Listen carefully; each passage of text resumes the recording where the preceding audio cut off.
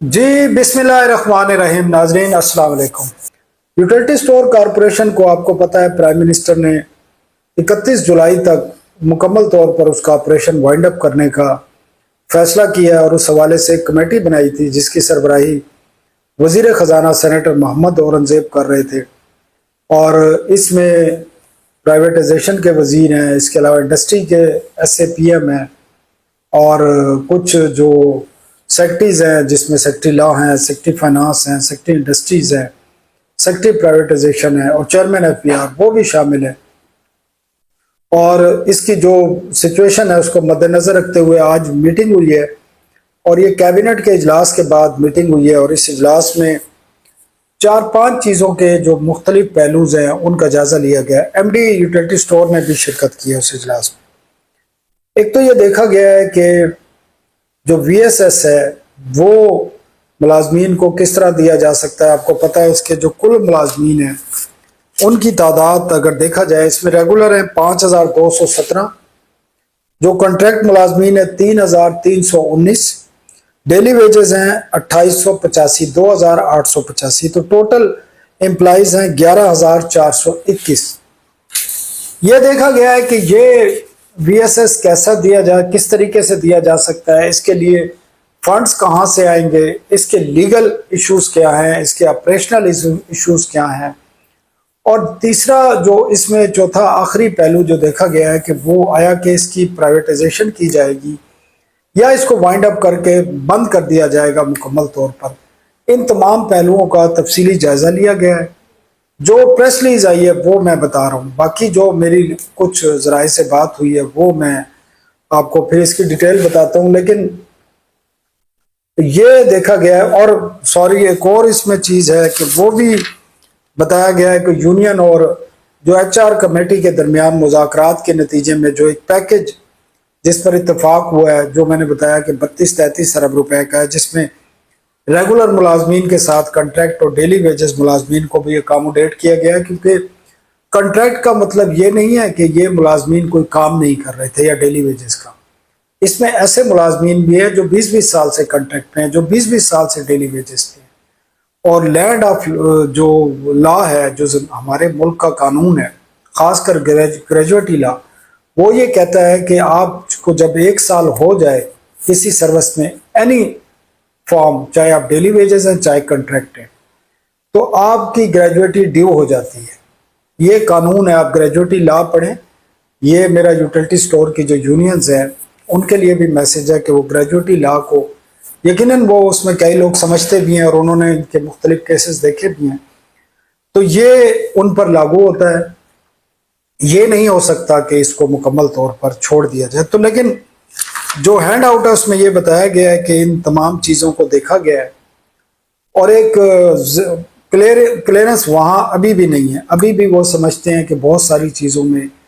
जो वजाहत आना ज़रूरी है, पता करना ज़रूरी है। एक इसमें जो प्राइवेटाइजेशन के वज़ीर हैं, मुशीर हैं, मोहम्मद अली साहब, वो शरीक नहीं हुए कि मुल्क से बाहर थे, तो उनका व्यू नहीं आ सका कि निजकारी कमीशन इस बारे में क्या इरादा रखती है, क्या है, इसकी प्राइवेटाइजेशन की जाएगी, इसका क्या किया जाएगा,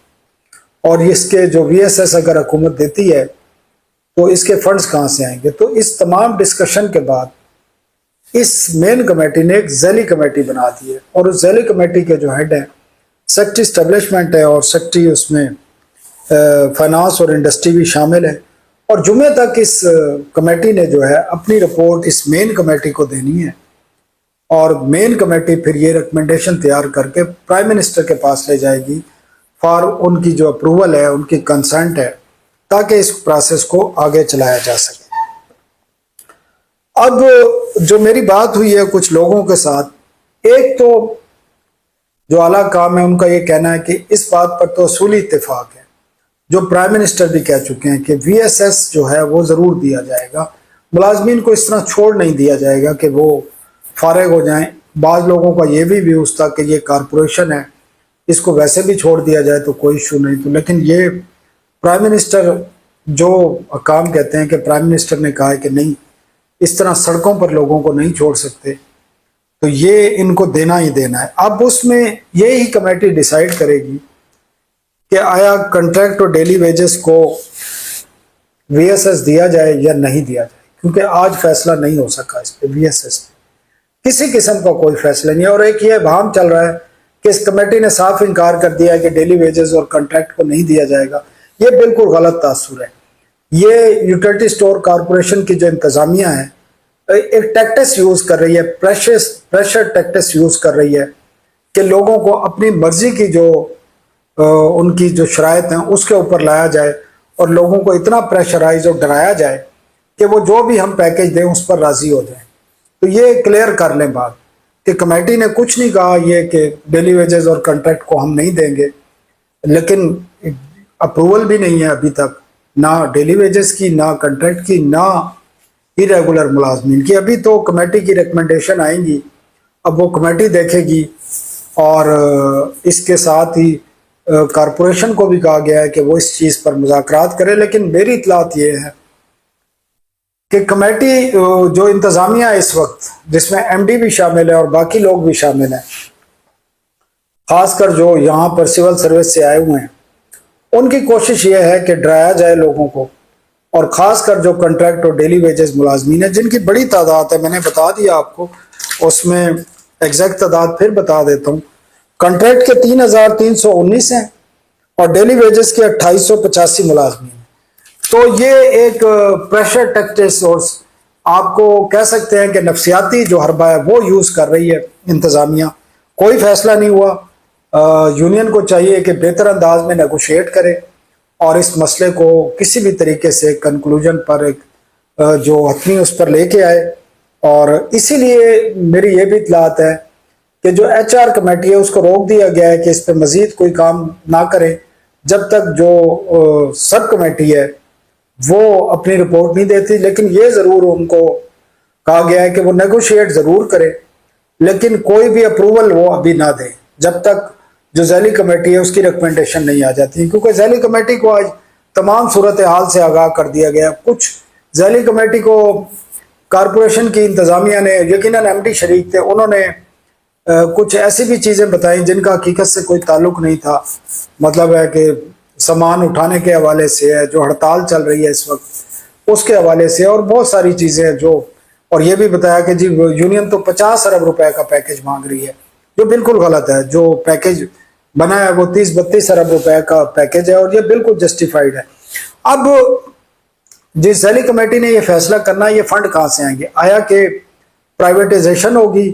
یا پرائیویٹائزیشن نہیں ہوتی تو اس کے کچھ ایسٹس بیچ کر یہ تمام چیزیں جو ہے وہ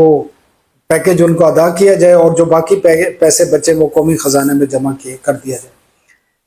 یوٹیلٹی سٹور کارپوریشن کے ایسٹس کے حوالے سے بھی کمیٹی کو آج کنفیوز کرنے کی کوشش کی گئی کہ شاید ان کے ساتھ ہی پراپرٹیز ہیں، لیکن میری اطلاعات کے مطابق 21 سے زائد پراپرٹیز ہیں یوٹیلٹی سٹور کارپوریشن کی جو ذاتی ملکیت ہے۔ اس کے علاوہ روٹی پلانٹس ہیں وہ ہیں، اس کے علاوہ آپ کو میں نے بتایا کہ کچھ جو گراسریز پڑی ہیں 6 ارب کی وہ ہیں، 500 سے زائد گاڑیاں ہیں، ہزاروں کمپیوٹرز ہیں، اس طرح بہت ساری چیزیں ہیں، فرنیچر ہیں اور بہت کچھ ہے جو، لیکن لائبلٹیز بھی ہیں، کچھ وینڈرز کے پیسے ہیں، کچھ وہ چیزیں ہیں۔ تو کمیٹی 3-4 چیزوں کا مختصر یہ فیصلہ کرے گی، فنڈ کہاں سے آئیں گے، کن کن کو VSS دیا جائے گا، پرائیویٹائزیشن اس کی ہونی ہے یا نہیں ہونی، اس کو مکمل طور پر ختم کر دینا ہے، اور فنڈ کہاں سے آئیں گے۔ تو یہ 3-4 چیزیں ہیں، تو یہ انشاءاللہ جمعے تک کلیئر ہو جائیں گی اور اس میں بہت ساری چیزیں واضح ہو جائیں گی۔ تو آج کے لیے اتنا تھا ناظرین، اجازت دیجیے، اللہ حافظ۔